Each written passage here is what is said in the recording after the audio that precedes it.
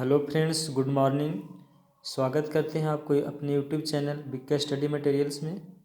दोस्तों, इस वीडियो में हम क्लास 10वां मैथ का क्वेश्चन पेपर जो कि 17 फरवरी 2022 को पूछा गया था फर्स्ट सिटिंग में, उसके ऑब्जेक्टिव का सॉल्यूशन करने वाले हैं।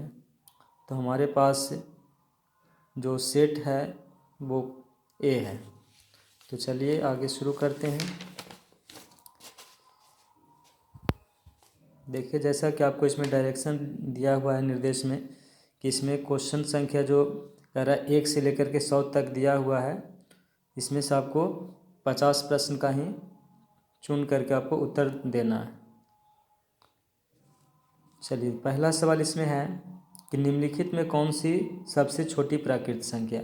तो देखिए, इसका सही जवाब है ऑप्शन नंबर सी, सबसे छोटी प्राकृत संख्या क्या, ए। चलिए दूसरे सवाल की ओर बढ़ते हैं। दूसरा सवाल में आपसे बोल रहा है कि निम्नलिखित में कौन सी परिमेय संख्या है। तो इसका आंसर है ऑप्शन ए, अंडर रूट क्या, 25 है ना। अंडर रूट 25 आपका क्या है, परिमेय संख्या है, क्योंकि 25 का वर्गमूल कितना होता है, 5, जो कि एक परिमेय संख्या है। चलिए थर्ड क्वेश्चन की ओर चलते हैं। इसमें आपसे सवाल कर रहा है कि निम्नलिखित में कौन सी अपरिमेय संख्या है। तो देखिए, ऑप्शन में ए में लिखा हुआ 1.3, उस पर देखिए रेकनिंग दिया हुआ है। तो इसको हम लोग क्या कर सकते हैं, P/Q के फॉर्म में बदल सकते हैं ना, क्योंकि किसी भी परिमेय संख्या का दशमलव प्रसार दो प्रकार का होता है, एक शांत और दूसरा शांत आवर्ती। ठीक है, तो ये जो आपका ऑप्शन नंबर ए में दिया हुआ शांत आवर्ती है, तो वो भी परिमेय संख्या हो जाएगी। सेकंड आपका बी ऑप्शन है √16, उसको भी वर्गमूल 4 होगा, इसलिए वो भी परिमेय संख्या। और इसका ऑप्शन नंबर डी में लिखा √5 × √5, यानी कि इसको हम लोग मल्टीप्लाई करेंगे तो √25 होगा, और 25 का वर्गमूल 5, जो कि परिमेय संख्या। तो ऑप्शन इसमें सी क्या है, करेक्ट है, क्योंकि 9/27 लिखा हुआ है, इसको हम लोग लिख सकते हैं क्या, 9×27 1/3 अंडर रूट, है ना। तो 1 का वर्गमूल तो 1 होगा, लेकिन 3 का क्या हो जाएगा, अंडर रूट 3 आ जाएगा, जो कि एक अपरिमेय संख्या है। इसका फाइनल रिजल्ट आएगा 1/√3, जो कि एक अपरिमेय संख्या है। तो इसका करेक्ट आंसर है ऑप्शन सी, अंडर रूट 9/27। चलिए क्वेश्चन नंबर 4 में लिख रहा है कि पी और क्यू दो अभाज्य संख्या है, तो उनका मासा क्या होगा। देखिए, जैसा कि हम 2 और 3 लेते हैं तो ये भी क्या, अभाज्य संख्या। उसी तरह से अगर हम मान लेते हैं कि 3 और 5 ले, तो ये भी दोनों क्या, अभाज्य संख्या है। तो दो अभाज्य संख्याओं का जो मासा होता है वो कितना होता है, 1 होता है। ठीक है, तो यहाँ पे बोल रहा है कि पी और क्यू दो अभाज्य संख्या है, तो उनका मासा क्या होगा। तो याद रखिएगा कि दो अभाज्य संख्याओं का मासा 1 होता है। क्वेश्चन नंबर 5 में 0.13, उस पर देखिए रेकनिंग दिया हुआ है, तो इसका करेक्ट आंसर होगा 13/99, है ना, 13/99, क्योंकि रेकनिंग के बदले हम लोग 9 लिखते हैं, तो इसमें 2 अंकों पर रेकनिंग है, इसलिए 99 होगा। 18 और देखिए 72 का पूछ रहा है आपसे मासा है, तो 18 और 72 का जो मासा होगा वो हो जाएगा आपका कितना, 18। ऑप्शन नंबर ए करेक्ट है। देखिए 7 क्वेश्चन में पूछ रहा है √12 का परिमेयकारी गुणांक, परिमेयकारी गुणक क्या है। देखिए क्लास 9th में पढ़ना था परिमेयकारी गुणक के बारे में। ये जो √12 आप देख रहे हैं, इसको हम लोग लिख सकते हैं कितना, 4 × 12, यानी कि 2√3। तो परिमेयकारी गुणक का मतलब होता है कि इसमें कि मैंने ऐसी संख्या, उपयुक्त संख्या से गुना करिए जिससे क्या बन जाए, परिमेय संख्या। तो 2√3 को हम मल्टीप्लाई करेंगे √3 से, तो हो जाएगा √3 × √3 कितना, 3, और 3 × 2 = 6, यानी कि ये हो जाता है परिमेय संख्या। तो कितना से गुना करने पर परिमेय बन रहा है, तो √3 से। तो √12 का जो सरलतम परिमेयकारी गुणक होगा वो आपका हो जाएगा ऑप्शन ए, √3। चलिए अगला सवाल 8वां लिख रहा है कि यदि p एक धनात्मक पूर्णांक है तो धनात्मक सम पूर्णांक का रूप होगा। धनात्मक सम पूर्णांक का रूप होगा 2p ना, क्योंकि p एक धनात्मक पूर्णांक है तो p का कोई भी मान रखेंगे यहाँ पे, तो आपका जो भी रिजल्ट आएगा वो सम संख्या होगा। जैसे मान लेते हैं कि हम p का मान 4 लेते हैं ना, तो 2 × 4 कितना, 8, यानी कि एक सम संख्या। इस तरह से सभी धनात्मक पूर्णांक के लिए जो सम संख्या का रूप होगा वो होगा 2p। चलिए क्वेश्चन नंबर 9 में लिख रहा है कि निम्नलिखित में किसका दशमलव प्रसार शांत है। देखिए, तो इसका करेक्ट आंसर हो जाएगा 19/80, क्योंकि शांत का क्या था कि हर का जब हम लोग अभाज्य गुणनखंड करेंगे तो इसका फॉर्म होना चाहिए 2m × 5 क्या, n। तो ये 80 को हम लोग जब फैक्टर करेंगे तो हो जाएगा 2⁴ × 5, यानी कि 16×5 क्या, 80। तो ये इस फॉर्म में, इसलिए शांत का जो रूप होगा 19/80। चलिए इस क्वेश्चन नंबर 10 में इसी का विविध पूछ रहा है कि इसमें से कौन अशांत है। तो देखिए इसमें अशांत जो होगा वो होगा 13 बट्टे कितना 121, यही आपका क्या है शांत अशांत है, ठीक है ना। क्योंकि 121 का हम लोग फैक्टर करेंगे तो 11 गुना कितना 11 होगा, जो कि 2 पर घात m गुना 5 पर घात n के फॉर्म का नहीं है। तो अगर इस रूप में नहीं होते किसी परिमेय संख्या का हर का अभाज्य गुणनखंड तो हम लोग उसको शांत नहीं कर सकते, इसलिए 13/121 का दशमलव प्रसार क्या होगा अशांत होगा। चलिए नेक्स्ट सवाल है 11 नंबर में बोल रहा है कि 64 के अभाज्य गुणनखंड में 2 का घात। तो देखिए 64 का जब हम लोग अभाज्य गुणनखंड करेंगे तो आएगा 2 पर घात कितना 6 है ना। 2 गुना 2 अगर 6 बार करेंगे तो आपका आएगा टोटल कितना 64। तो इसमें 2 का जो घात है वो कितना है 6। इसका करेक्ट आंसर है कितना 6। मासा बोल रहा है पी और क्यू, और लासा भी पूछ रहा है कि पी और क्यू किसके बराबर होगा। तो याद रखेंगे कि अगर दो संख्या है ए और बी, जैसे कि चलता है कि HCF AB गुना क्या LCM AB, यानी कि ए गुना बी है ना, कि लासा गुने मासा बराबर पहली संख्या गुने क्या दूसरी संख्या। तो यहाँ पे पहली संख्या पी है, दूसरा संख्या क्यू है, तब मासा गुना लासा दोनों संख्या का क्या होता है उन दोनों संख्याओं के गुणनफल के बराबर होता है। यानी कि पी और क्यू का मासा गुने पी और क्यू का लासा इक्वल टू पी गुना क्यू, यानी दोनों संख्याओं का गुणनफल पहली संख्या गुना दूसरी संख्या। चलिए तो इसमें करेक्ट ऑप्शन था ए पी गुना क्यू। क्वेश्चन नंबर 13 में लिख रहा है कि किसी बहुपद की घात होती है। तो देखिए बहुपद का घात एक धनात्मक संख्या होता है, ठीक ना। तो यहाँ पे धनात्मक संख्या तो लिखा नहीं है ना, तो ये यहाँ पे करेक्ट ऑप्शन इस करेक्ट आंसर जो हो जाएगा ऑप्शन नंबर सी हो जाएगा पूर्ण संख्या, क्योंकि किसी भी बहुपद की घात या तो धनात्मक पूर्णांक होगा या फिर पूर्ण संख्या में जीरो भी रख सकते हैं। जैसे मान लेते हैं कि हम 3 की बात करें तो 3 भी एक बहुपद है, इसको हम लोग अचर बहुपद बोलते हैं।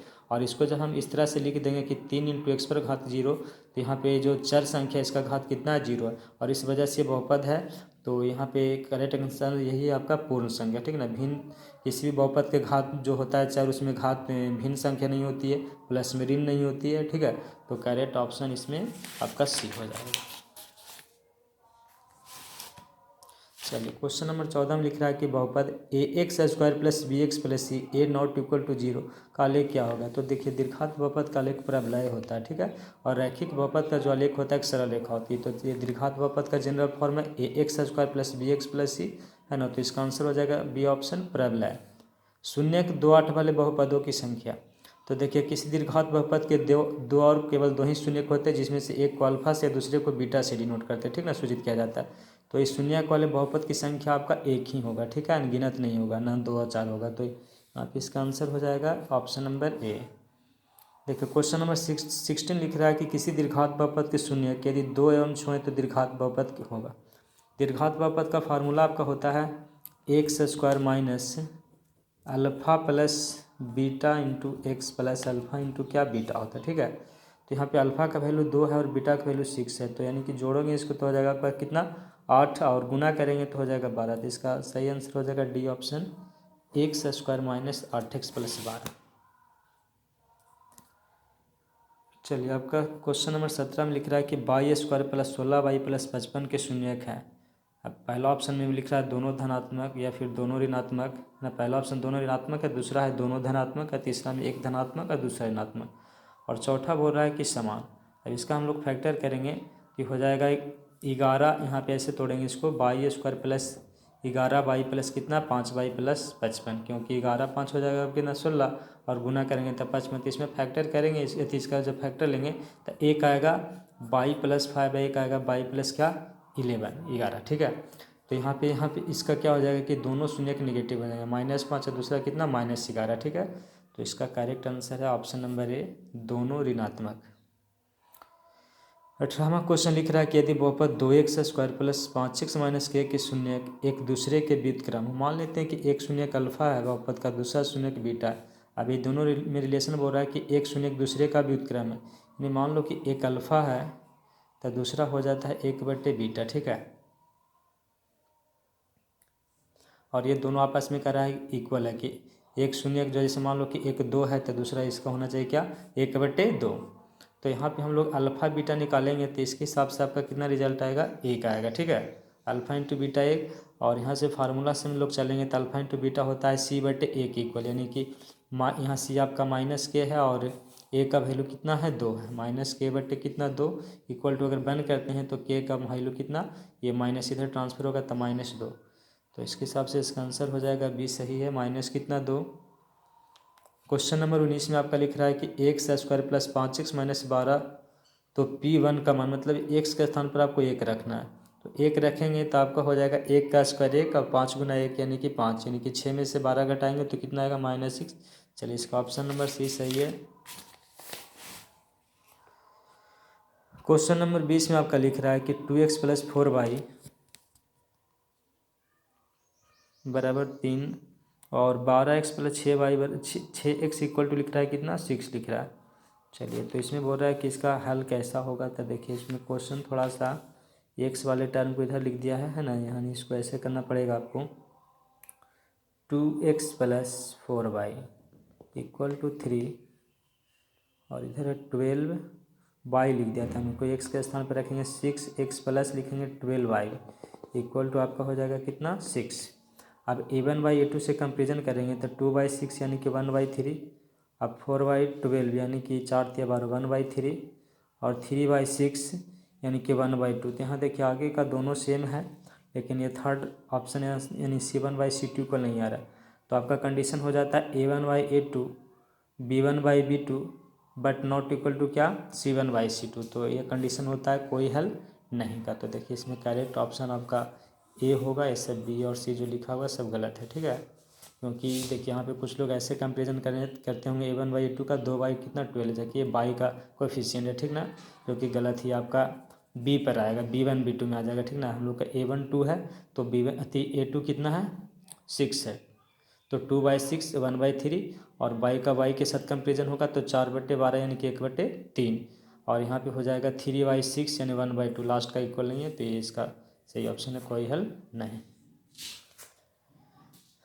चलिए किस में क्वेश्चन लिखा है कि के किस मान के लिए x प्लस 2y बराबर 3 और 3x प्लस ky बराबर 9 समपाती रेखाओं को प्रदर्शित करेगा। तो समपाती का मतलब हो जाता है कि a1/a2 बराबर b1/b2 और बराबर क्या c1/c2, तो 1/3 लिखेंगे। उसी तरह से फिर आपका हो जाएगा b1/b2 यानी कि 2/3 है ना। तो बस हम लोग इसको सोल्व करेंगे तो k गुना 1 k और 3 गुना 2 कितना 6, यानी कि k का वैल्यू 6, यानी ऑप्शन नंबर डी सही है। क्वेश्चन नंबर 22 में आपको लिख रहा है कि यदि a1/a2 equal to b1/b2 equal to c1/c2, तो समीकरण निकाय a1x plus b1y plus c1 equal to 0 तथा a2x plus b2y plus c2 equal to 0 का हल होगा। तो देखिए हल इसका अनगिनत हल होगा ना, ये कंडीशन अब किसका है अनगिनत हल का, तो ऑप्शन सी करेक्ट है। क्वेश्चन नंबर 23 में बोल रहा है कि निम्नलिखित में से कौन सा द्विघात समीकरण है। देखिए इसमें आपका करेक्ट ऑप्शन सी है, 2x² minus 2x plus 1 equal to 2 minus x का होल स्क्वायर प्लस 2, क्योंकि इसमें होल स्क्वायर निकालेंगे तो आपका x² आएगा प्लस में, इसको लेफ्ट में करेंगे तो 2x² माइनस x² यानी कि x² इसमें आपका रह जाएगा, ठीक है। बाकी किसी में नहीं, यानी कि इसका फर्स्ट ऑप्शन में तो कोई बहुपद है ही नहीं, ठीक है। सेकंड ऑप्शन में बहुपद नहीं है, तो इसका करेक्ट आंसर सी है, ठीक है। चलिए क्वेश्चन नंबर 24 में आपका लिख रहा है कि निम्नलिखित में से कौन द्विघात समीकरण नहीं है। देखिए अभी इसमें सवाल बोल रहा है द्विघात समीकरण नहीं है, तो ये पावर 3 वाला जो बहुपद ये द्विघात समीकरण आपका नहीं होगा, ऑप्शन डी था 24 का। चलिए क्वेश्चन नंबर 25 में लिख रहा है कि 2x² minus px plus P बराबर 0 का मूल समान हो तो p का मान होगा। तो देखिए d का वैल्यू 0 होता है तब आपका द्विघात समीकरण के दोनों मूल क्या होते हैं समान होते हैं, यानी कि d इक्वल टू क्या चलता है b² माइनस 4ac, तो b के स्थान पे माइनस पी का स्क्वायर करेंगे तो आएगा आपका क्या p² माइनस में 4ac यानी कि 4 गुना 2 गुना p, तो 8 p हो जाएगा इक्वल टू 0। इसमें से देखिए p कॉमन करेंगे तो p माइनस 8 इक्वल टू 0, तो p का वैल्यू 0 और 8 दोनों चलेगा है ना, यानी कि इसका ऑप्शन सी करेक्ट है। केवल 0 या केवल 8 सही नहीं, 0 और 8 दोनों होगा। क्वेश्चन नंबर 26 में आपका हो जाएगा यदि द्विघात समीकरण का कोई वास्तविक मूल नहीं है तो k का मान। देखिए इसको सोल्व करिएगा आपको तो इस तरह से हो जाएगा आपका k² माइनस के है तो मतलब b का स्क्वायर करेंगे तो प्लस k² आएगा, और माइनस 4ac मतलब 4 गुना x² का गुणांक 1 है तो 4 गुना 1 प्लस गुना 4 यानी कि ये हो जाएगा k² माइनस 16। अब चूँकि वास्तविक मूल नहीं है तो लेस देन 0 चलेगा, ठीक है। डी लेस देन क्या 0, 0 से छोटा होना चाहिए। इससे देखिए k² का वैल्यू हो जाता है आपका कितना 16 यानी 16, तो के का जो वैल्यू आएगा वो हो जाएगा प्लस माइनस का स्क्वायर रूट करेंगे तो 4, यानी कि 4 भी और -4। तो ये इसका ऑप्शन सही हो जाएगा आपका सी, -4 से लेकर कितना 4 तक। चलिए क्वेश्चन नंबर 27 में लिख रहा है कि अल्फा बीटा दीर्घात समीकरण दिए हैं, इसके मूल हैं, तो अल्फा प्लस बीटा -√3। देखिए यहाँ पे हम लोग अल्फा प्लस बीटा निकालेंगे तो सूत्र चलता है -b/a, यानी कि -b, तो यहाँ पे b का वैल्यू भी -3√3 है और बटा में 1 हो जाएगा, 1 का गुणांक यहाँ पर ये कितना है 1 है, तो ये हो जाएगा आपका 3√3 -√3, तो घटेगा तो कितना आएगा 2√3, यानी करेक्ट ऑप्शन सी। समांतर श्रेणी 28वां क्वेश्चन कर रहा है, समांतर श्रेणी 3, 7, 11 का 14वां पद। देखिए 14वां पद कैसे निकालेंगे, तो a + 13d से, ठीक है। एक कम लेते हैं तो a का वैल्यू यहाँ पे दिया हुआ है आपका कितना 3, और d देखिए 7 में से 3 घटाएंगे तो 4 आएगा, तो 13 × 4 52 और 3 कितना 55, करेक्ट ऑप्शन बी। चलिए 29वां क्वेश्चन में कह रहा है निम्नलिखित में से कौन समांतर श्रेणी में है, तो ये करेक्ट है क्या, ये समांतर श्रेणी में है, क्योंकि कहीं से भी डिफरेंस हम लोग करेंगे तो आपको देखिए -6 प्लस कितना 8, ये -2 मिलेगा। सही से अगर से आपका डिफरेंस -2 आ रहा है, कॉमन डिफरेंस वाला सार बनता है, ठीक है। तो यहाँ पे सही है आपका ए।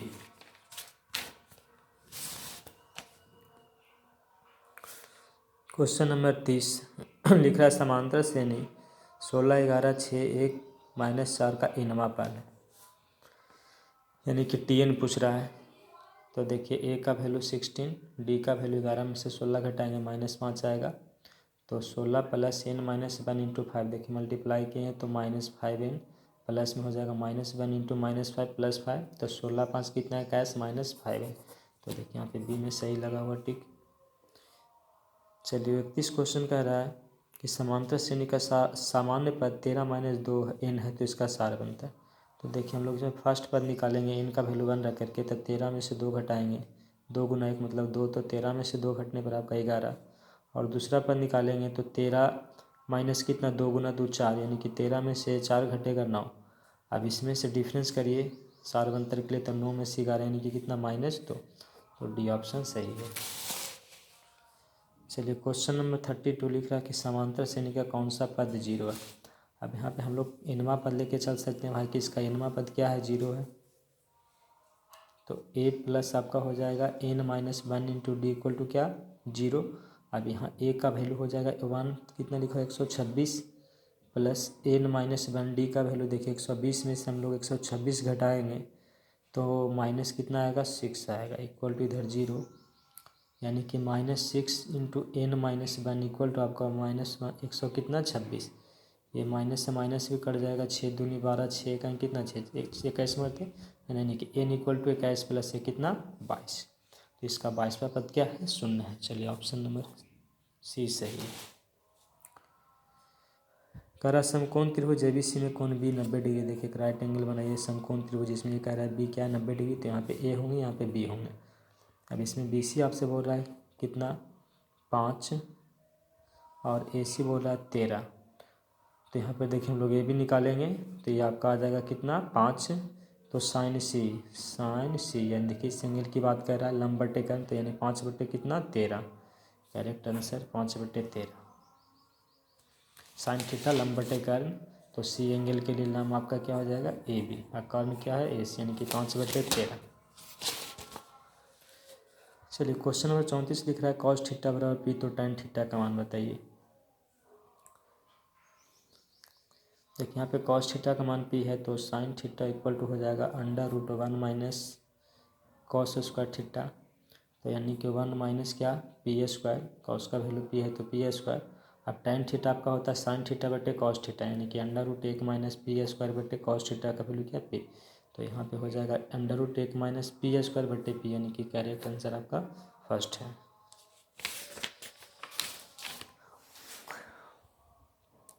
चलिए यहाँ पे क्वेश्चन नंबर 35 लिख रहा था 1/sin θ, यानी कि sin θ का व्युत्क्रम पूछ रहा है उल्टा, तो ये होता है cosec θ, बी ऑप्शन सही है।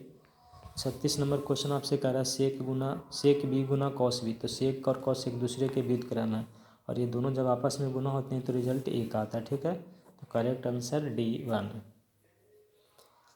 यदि कॉट थीटा बराबर 1/√3 तो सेक थीटा, देखिए कॉट थीटा का मान √3 है, तो यहाँ पे थीटा का जो वैल्यू आपका आ जाएगा वो कितना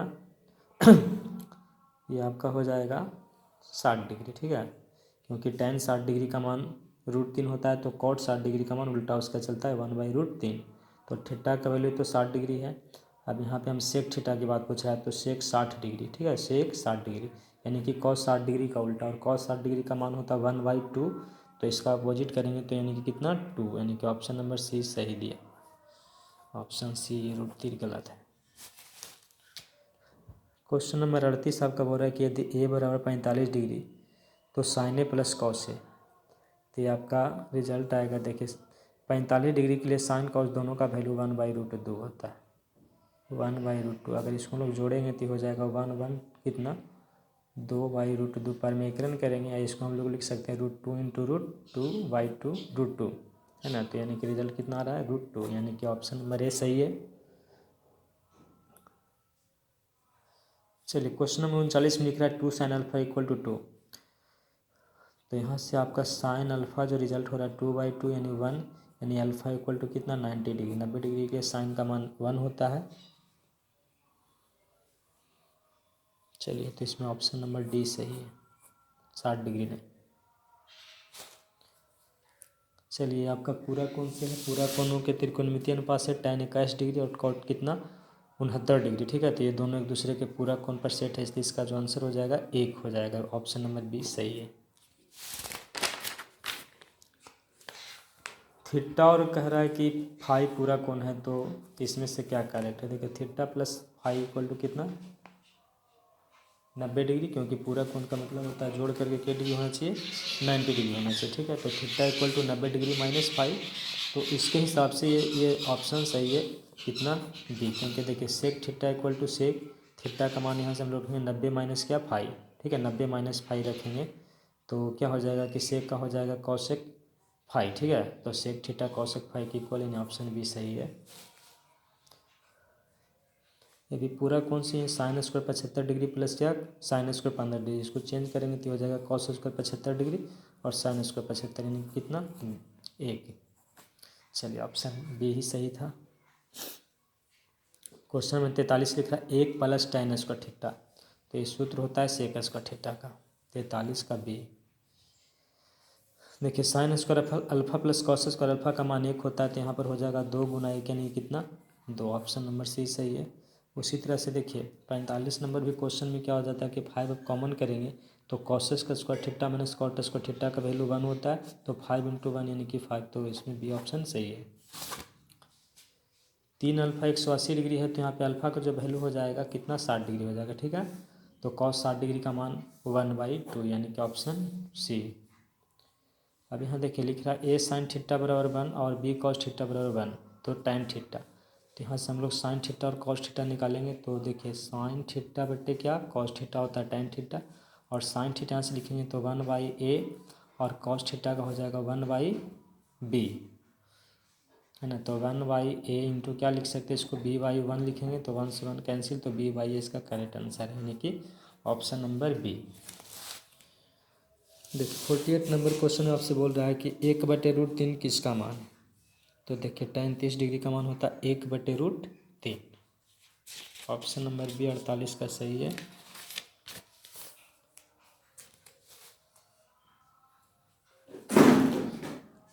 देखिए sec theta plus tan theta बराबर कितना लिख रहा है x लिख रहा है, तो आपसे बोल रहा है कि tan थीटा का मान बताइए।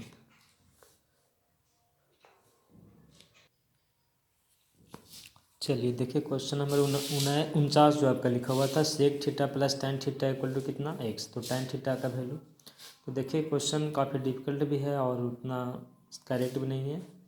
देखिए यहाँ से हम लोग ऐसे इसको बनाएंगे tan plus sec equal to x, तो इसका हम लोग क्या करेंगे परमेकरण द्वारा इसको 1/सेक प्लस tan लिखेंगे ना, तो इसका रिजल्ट परमेकरण करके आपको मिलेगा 1/ क्या x मिलेगा, ठीक है।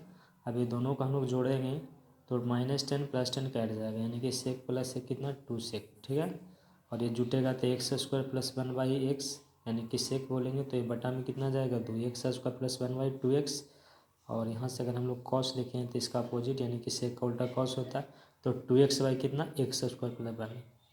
और कॉस का फार्मूला क्या होता है, b/h, यानी कि p निकालेंगे ना तो ये आपका आ जाएगा x² माइनस क्या 1। ठीक है, तो tan थीटा चलता है p/b, तो p का मान यही हो जाएगा x² माइनस 1/x² प्लस क्या 1। तो देखिए इसके ऑप्शन में से नहीं मिल रहा है। ठीक है, तो चलिए इस क्वेश्चन को फिलहाल छोड़ देते हैं, आगे बढ़ते हैं क्वेश्चन नंबर कितना 50 की ओर। sin² plus 1/1 plus tan²। तो देखिए sin² का sin² रहने दीजिए। अब tan(1 प्लस tan² का क्या होता है, sec² होता है। ठीक है, और ये उल्टा हो जाएगा तो प्लस हो जाएगा क्या cos²। ठीक है, 1 प्लस tan² का हो जाएगा sec²। फार्मूला होता है 1 प्लस tan² थीटा बराबर क्या sec² थीटा। तो 1/sec का मतलब क्या हो जाएगा उल्टा cos², तो sin² प्लस cos² यानी कितना 1। तो 50 का नंबर कितना हो जाएगा, ऑप्शन नंबर 1। चलिए कॉमन नंबर क्वेश्चन में क्या है, साइन 30 डिग्री बटे कॉस 30 डिग्री। ठीक है, तो इसको साइन बटे कॉस यानी कि क्या टैन, साइन बटे कॉस यानी कितना टैन, और टैन गुना कॉट होता है 1, यानी कि इसका आंसर डी सही है। अब यहाँ से देखिए 52 क्वेश्चन जो लिख रहा है 1 माइनस tan² 45 इसका देखिए tan 45 का वैल्यू 1 होता है, तो 1 का स्क्वायर 1, यानी 1 में से 1 जाएगा कितना 0 है ना। तो 0 में हम लोग कितना भी कोई भी संख्या से रिजल्ट भाग देंगे तो रिजल्ट मेरा 0 ही आएगा। तो इसमें ये पता करना है कि 0 किसका वैल्यू होता है, तो साइन 0 डिग्री का वैल्यू क्या आता है 0 आता है। ठीक है, 7 10 बोल रहा है कि बिंदु 7, 10 किस पाद में, देखिए दोनों कोऑर्डिनेट क्या है, दोनों यहाँ पे पॉजिटिव है, तो ये हो जाएगा आपका प्रथम पाद में। tan 45 इज टू क्या tan 60 डिग्री। ठीक है, तो यानी कि tan 45 का मान कितना 1 और tan 60 का मान कितना √3, तो 1/√3 करेक्ट ऑप्शन सी। एक अक्ष पर अगर कोई बिंदु स्थित होता है तो उसका निर्देशांक आपका चलता है x, क्या 0, और उसी तरह से बाई पे चलता है 0, बाई। एक क्षण की लंबाई उसकी छाया और उसकी छाया का जो अनुपात बोल रहा है 1 बाई क्या √3 बोल रहा है। तो देखिए tan थीटा हम लोग लगाएंगे, ये आपका आएगा 1/√3। ठीक है, तो यानी थीटा का वैल्यू हो जाएगा आपका क्या डिग्री के लिए सही 30 डिग्री के लिए। मूल बिंदु से किसी बिंदु की दूरी है ना, जिसका निर्देशांक बोल रहा है -x और y, तो इसको हम लोग क्या करते हैं कि मूल बिंदु से जो किसी बिंदु की दूरी होता है अंडर रूट क्या होता है, ये दोनों को हम लोग वर्ग करेंगे। ठीक है, तो इसका हो जाएगा x², इसका क्या y²। तो करेक्ट आंसर आपका हो जाता है option number A √x² plus y²।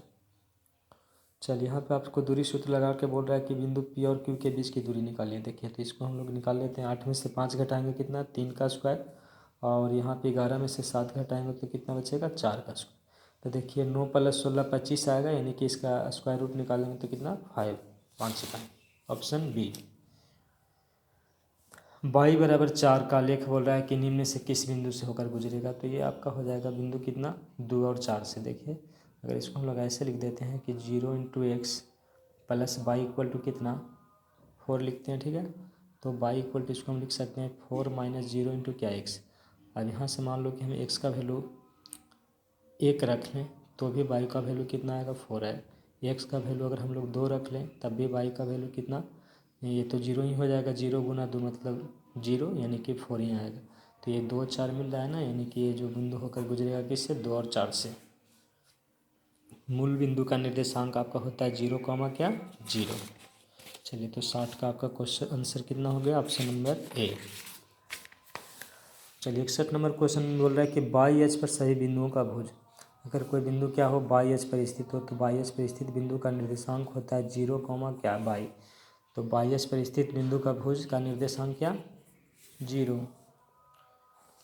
62 में बोल रहा है कि समानांतर श्रेणी जो दिया हुआ इसका सारवंतर, तो कॉमन डिफरेंस में करें 1/8 में से हम लोग क्या करेंगे 0 घटाएंगे, कि किसी पद से पहले वाले पद को घटा देंगे है ना, तो 1/8 आएगा। तो देखिए इसका ऑप्शन नंबर ए सही है, बी गलत है आपका।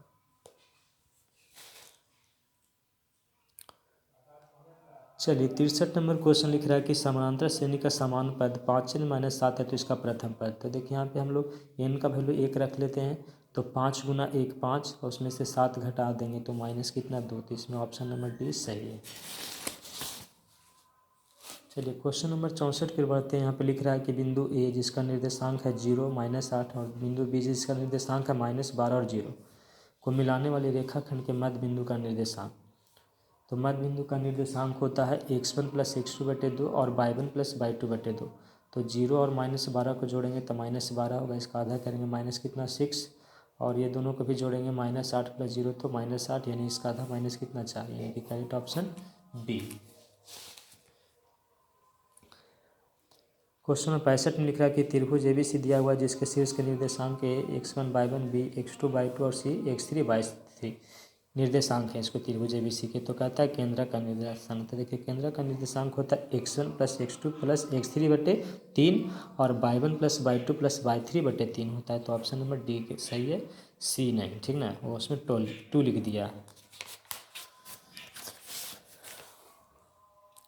चलिए आपको क्वेश्चन नंबर 66 यानी 66 में बोला कि ये जो बिंदु दिए हैं 2, 3, क्यू का निर्देशांक 4, के और 6 - 3 संरेखित, तो के का मान। चलिए तो त्रिभुज का क्षेत्रफल 0 लेकर के चलेंगे इस सूत्र से, x1 × क्या y2 - y3 और x2 × y3 - y1 चलता है ना, और x3 × क्या चलता है y1 - y2। इसे हल करेंगे तो इसमें आपका सही आंसर आएगा कितना, 0 आएगा, के का मान 0 होगा। चलिए इसमें आपको करना क्या है कि दूरी सूत्र से ए बी, मान लो कि ये निर्देशांक ए है, ये निर्देशांक बी है और ये निर्देशांक सी है, तो ए बी, बी सी और ए सी हम लोग निकाल के जोड़ेंगे तो इसमें इसका जो परिमाप आएगा त्रिभुज का कितना आएगा, 12 इकाई आएगा। और ये आपका क्या करना है कि त्रिभुज का क्षेत्रफल निकालना है ना, तो इसको हम लोग क्षेत्रफल निकालेंगे सूत्र से 1/2 इंटू क्या x1, और उसके साथ चलेगा आपको y2 - y3 + x2 into y3 - y1 + x3 into y1 - y2 मान सेट करके बनाएंगे तो इसमें इसका आंसर आता है कितना, 8000 इकाई। त्रिभुज के देखिए आपसे सवाल करा तीनों कोनों का योगफल। देखिए त्रिभुज के तीनों कोनों का योगफल आपका कितना होता है, 180 डिग्री होता है। ये सब हम लोग 9th में प्रूव किए थे ना। चलिए त्रिभुज पी क्यू आर में कह रहा है कि पी क्यू बराबर पी आर और कोण क्यू का मान कितना है, 40 डिग्री है, तो बोल पी का मान क्या होगा। देख लीजिए इधर फिगर से, पी क्यू आर इसमें बोल रहा है कि पी क्यू और ये जो पी आर है इक्वल है, ठीक है, तो ये दोनों कोण भी इक्वल हो जाएंगे और इसमें कोण क्यू का मान कितना है, 40 डिग्री है, ठीक है, तो कोण क्यू भी कितने हो जाएंगे, 40 डिग्री। तो बचा आपका शेष यही ना, तो 40 40 80, तो थर्ड कोण कितना, 100 डिग्री। 70 का ऑप्शन नंबर डी। देखिए दोनों त्रिभुज बोल रहा है ए बी सी और क्यू आर पी समरूप है, दोनों का क्षेत्रफल का रेशियो दिया हुआ है और ए बी का वैल्यू 18 सेंटीमीटर, बी सी का वैल्यू कितना लिख रहा है, 15 सेंटीमीटर, तो बोल पी आर का मान बताइए। तो हम लोग यहाँ पे चलेंगे कि एरिया ऑफ त्रिभुज ए बी सी बटे एरिया ऑफ त्रिभुज क्या, पी क्यू आर, ठीक है। तो ये तो क्षेत्रफल हो गया 9/4, संगत भुजा उठाते हैं ना, तो हम लोग को निकालना क्या है, पी आर। तो ये बी सी का संगत देखिए पी आर पड़ रहा है, क्या कि ए बी सी जो है क्यू आर पी इसके साथ समरूप है, तो बी सी का संगत पी आर है, यानी बी सी बटे आपका हो जाएगा पी आर का क्या, होल स्क्वायर, और इसको हम लोग होल स्क्वायर में कन्वर्ट करेंगे तो चलेगा 3/2 का क्या, होल स्क्वायर, ठीक है। और बी सी का वैल्यू यहाँ से देखिए 15 है और यहाँ पे पी आर है, ठीक है ना, इसका होल स्क्वायर करेंगे तो देखिए होल स्क्वायर से होल स्क्वायर कट जाएगा, यानी 3/2 इक्वल टू कितना, 15/2।